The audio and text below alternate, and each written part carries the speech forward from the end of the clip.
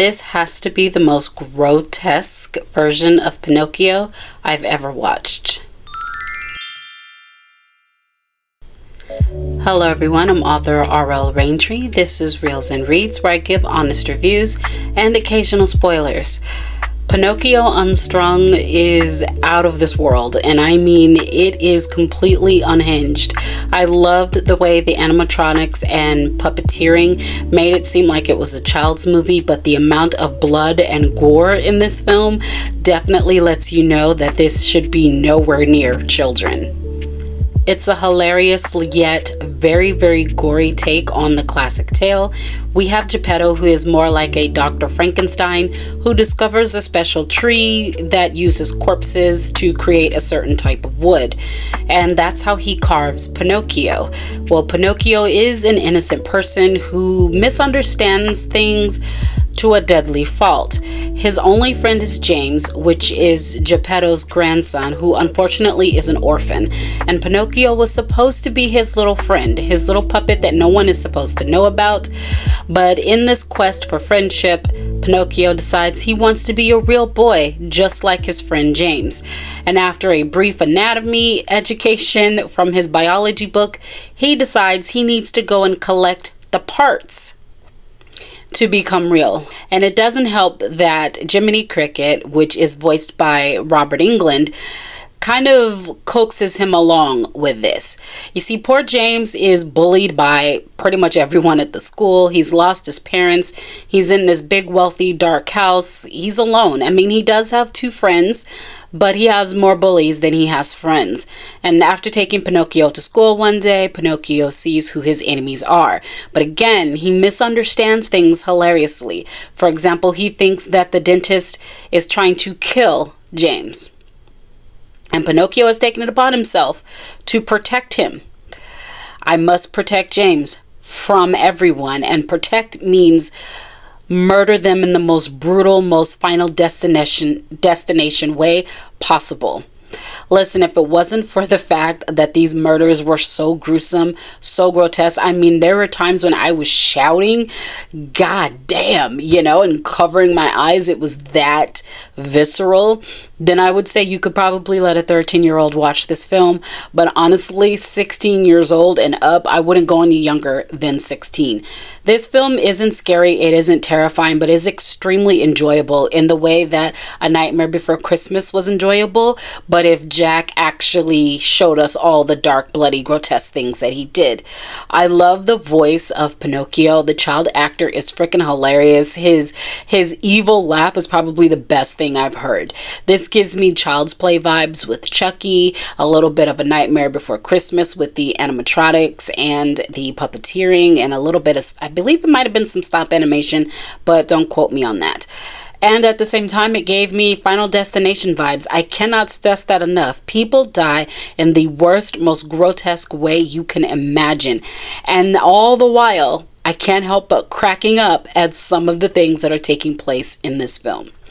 Ultimately, this film did exactly what it set out to do. It took a children's classic and turned it into something very dark, mildly funny and hilarious at moments, but very dark, very grotesque, and basically twisted the innocence of a childhood tale into something that would give a child nightmares. The best part of this film was the puppet Pinocchio and the voice actor for Pinocchio, as well as Robert Englund. However, I found it greatly disappointing that we barely got Jiminy Cricket. I loved that they had him as his best friend, but in a darker way. Let's go get some teeth, let's go get some blood, etc., etc. I loved that dynamic between the two of them, and I just didn't get enough of it. And compared to what we thought we were getting in the trailer, it's quite a bit less. It almost felt like they wasted Robert Englund on this film by not having him in the film more.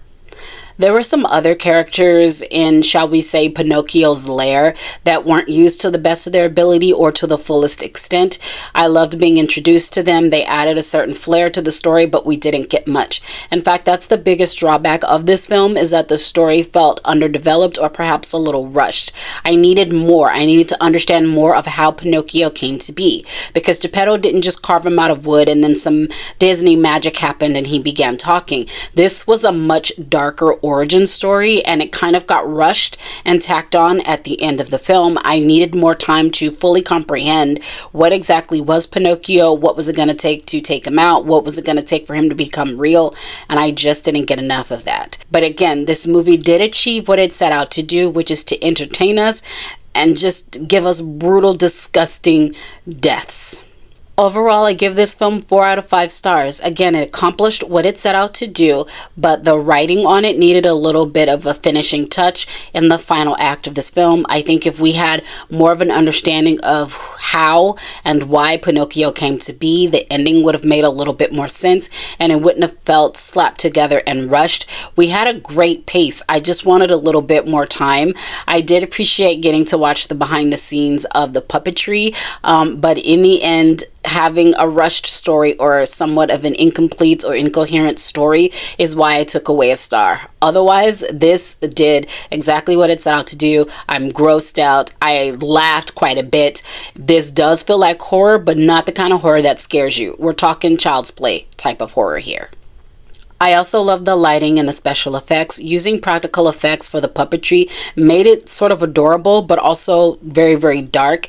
There were times when the puppet was extra creepy because of the puppeteering, and then other times it was extra adorable because, quite frankly, it was an adorable little wooden puppet. I highly recommend you go see this film if you're a fan of doll movies, puppets, stop animation, I think it's what it's called, then you're definitely going to get a lot out of this. If you like to laugh while you see blood and guts thrown across the screen, then this is going to be the kind of horror film for you. If you were a fan of Cabin Fever, A Nightmare Before Christmas, even though that's not really horror, Child's Play, even Annabelle, then you're going to enjoy this film.